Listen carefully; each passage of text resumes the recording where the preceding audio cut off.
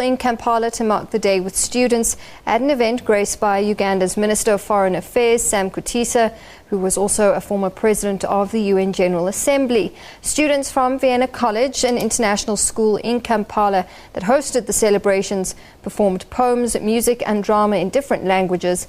And to tell us more about the celebrations, we're joined now by our correspondent in Uganda, Julius Mugwamba. Julius, good afternoon. Good to talk to you again. First of all, tell us more about how Africa Day is being celebrated and who was represented at the celebrations at the school today.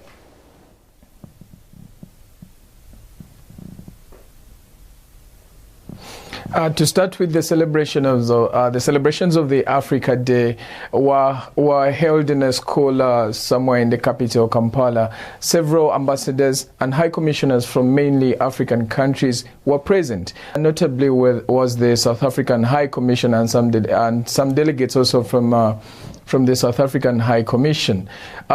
Students were able to perform in line with the theme of the year, and together the biggest message that was being preached was unity of the Africans and to make Africans feel proud of being Africans.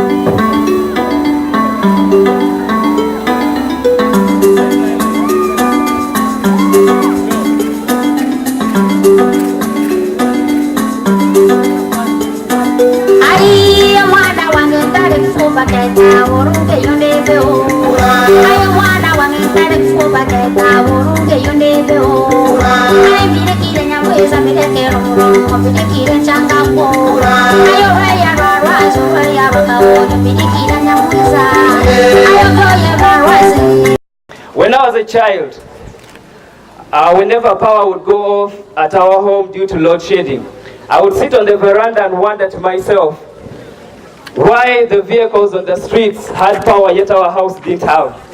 Now it's this curiosity that we African youth have grown up with, leading to a population of youth in Africa who are very innovative in solving African problems. Problems like healthcare, education, business money transfer. I'm talking about youth like Malawi's Faliweki Mixon, innovator of the bicycle charger. Mixon's charge allows people who use bicycles for transport also to use them for charging their cell phones, power their radios, and to recharge their torch and lamps.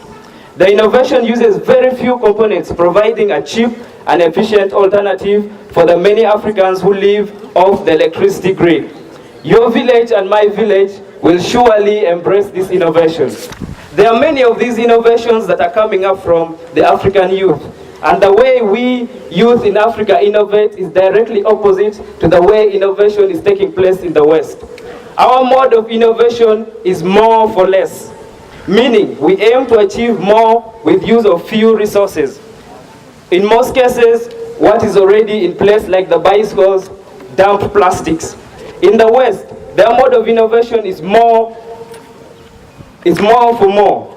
And since they have to use more resources, not only are they running out of natural resources, they have to charge their consumers a lot of money for the new features on these products. This, due to diminishing purchasing power, has led to a big percentage of their consumers not be able to afford these items anymore. This is evident by the recent decline in Apple's product sales in the US. You might think that the African youth mode of innovation of more for less is low-tech only. No, we even have high-tech innovations. For example, in most African countries, access to healthcare is a big challenge due to remoteness of some areas. Cameroon's Arthur Zhang has developed a touchscreen medical tablet that enables heart examinations to be performed at remote rural locations, while the results of the tests are transferred wirelessly to specialists who can interpret them. The device spares African patients living in remote areas the trouble of having to travel to urban areas to seek medical examination. Governments could use the tablets to provide quality services to remote areas cheaply by sending the less qualified workers, who are usually cheaper to send to these remote areas. Then the results can be interpreted by the few experts we have. saving a lot of lives and money. Our model of innovation even works well when we collaborate with Western innovators. Take for example, as they use small drones in most Western countries as toys for chasing after celebrities and peeping through their windows, the Rwandan government has signed a contract with a Western drone-making company to build drones that will be used to deliver medical supplies to remote regions of the country. I guess the drones have finally found a home where they are not hated by the people they visit. The Americans know what I'm talking about. With more for less mode of innovation, I believe that Africa can preserve more natural resources, and my hope is that we expand it into our manufacturing industry, so that we realize the Agenda 2063 without depleting our natural resources, without having to struggle with high levels of pollution like China is doing. To my fellow youth, while coming up with innovative solutions, don't think of solutions that impress the consumers, those solutions that excite them. Think of solutions that seek to solve basic problems within your society. Like instead of Visa cards, we are now massively using mobile money, a tailored solution to solve African money transfer problems, using mobile phones that are in abundance.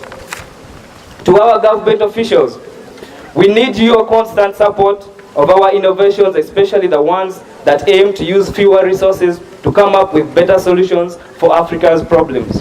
I am Frederick Odongo, a founder of an organization called Feedback RG that is creating HIV/AIDS awareness among the youth using games that they can play on their mobile devices like mobile phones, tablets, and laptops. Happy Africa Day. Asante, thank you very much. And Julius, a day like today really brings a lot under focus. Celebrating today, we are positive about the future of the continent and where the continent will go. But what of some of the issues or challenges, as well as perhaps some of the positives that a day like today is bringing to the fore for Uganda?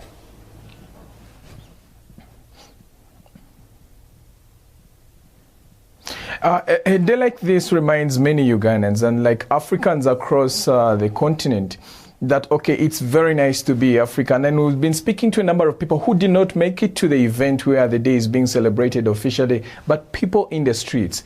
They say that, okay, there could never be anything else apart from being African. And then when I had a number of interviews with them, they will let you know that, okay, they believe that this is the time for Africa. This is for Africans to feel strong about themselves, for Africans to embrace themselves, to promote unity, to promote a peaceful continent, and more so to embrace each other, not like you're coming from Kenya, you're coming from Tanzania or South Africa, but we are one people. And the fact that the African Union is there to spearhead this, Africans on the grassroots should also move forward and embrace the fact that we are Africans and we shouldn't be divided by anything, let it be conflict, poverty, unemployment, or anything. That aside, we are Africans as a strong continent.